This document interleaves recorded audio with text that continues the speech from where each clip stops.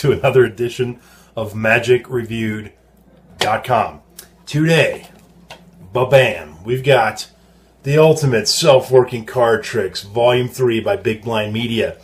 You'll notice it's not opened. So how, Jeff, could you review it if it's not opened? How? Bam! 2 copies, that's how. That's right. And when I get 2 copies, you know what that means? It means you get one of them. Yes, you get one of them.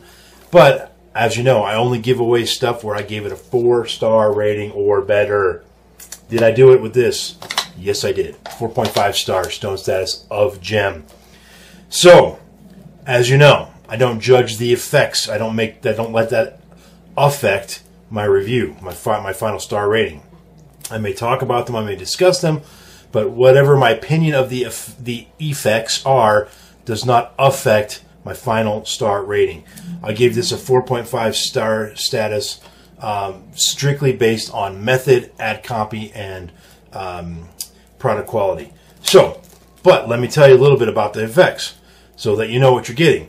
The effects range from mind-reading stuff to an actual visual rising card, which that's typically with self-working stuff. You don't see something that visual as a rising card. That's Daryl's version of the rising card.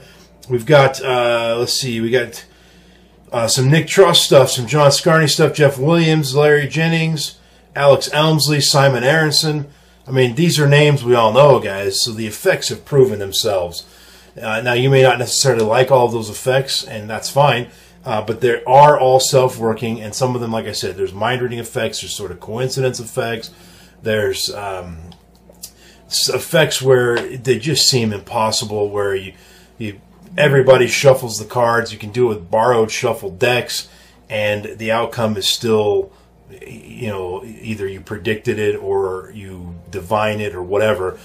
And they just, I mean, some of the tricks totally fried me. There's no gimmicks involved at all. The only one that uses anything but a deck of cards, basically, is the rising card. And all that is an envelope and a pen. You drop the deck inside of an envelope, and you use a pen for the effect. But that's it. So all this stuff is, there's no extra stuff. There's no marked cards. There's no gimmick cards. None of that stuff. No sleight of hand. Except, you got to remember who's demoing these guys, right? There's Leah Montier, Montier or Montier. I'm going to go with the Montier, which is the American pronunciation of that. James Wendt, and then Ryan Schlutz. All of these guys they know sleight of hand, and so they seem to have these moments where they were throwing in like a false cut or a false shuffle or some move, and then it's almost as if they realize, oh crap, this is a self-working DVD, and so they quickly sort of backpedal and say, well, you don't need to do that slide, and here's how you do it without that slide. And they were right, you don't need to do that slide. And so I just found that kind of funny that they were doing that. I think it's out of habit more than anything else, so I don't think that was false advertisement, that they were slipping in moves when it was just out of habit, is my guess. Because those are tricks that these guys actually do on a regular basis, and so when they perform them for real people, they probably do throw in some moves just because that's their style. Anyway, I'm just guessing. So no problems there. The methods are, some of them are full deck stacks. Others of them have no stacks whatsoever and can be completely shuffled.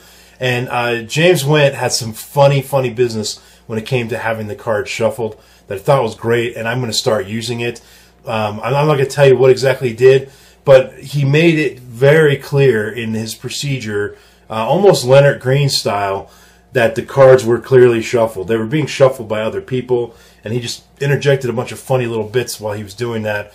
And that helps in these types of effects where there is some procedure involved, which some of the methods do require, you know, let's count, let's deal, let's do this or that. And some of those can be a little bit boring. And James Wendt was very good about making those presentations more fun and more exciting. So, everything said, there's so much good material on here that really does have the potential to fool your audience. And the methods are super simple. They can be added to your repertoire immediately. Some of them require you to think a little bit on your feet. Maybe 1 or 2 of them did. And then one of them requires the slightest math. Literally, it's the silliest thing. You have to be able to count something and then add the number 1 to it. somehow that makes the trick work, and I have no clue. Neither do the guys who demoed the trick. They had no idea either, which I thought was hilarious. So, anyway, tons of great stuff on here. Simple methods, dead simple methods that you can add to your repertoire right away. 100% accurate ad copy, with the exception of, they kind of hyped it up. Best tricks ever, that kind of stuff. That's always subjective. But, hey, that's what you do in sales, right? You think you've got the best product. Anywho, enough said. 4.5 stars. Stone status of gem. And I will be giving away this copy right here in my hand in July. The July drawing, this is the prize right here. Or one of the other contests. I haven't decided yet, but I'm going to be doing 2 or 3 giveaways next month. But this is one of them. Ultimate Self-Working Card Tricks Volume 3. Moving on to the Random iTunes Song of the Moment.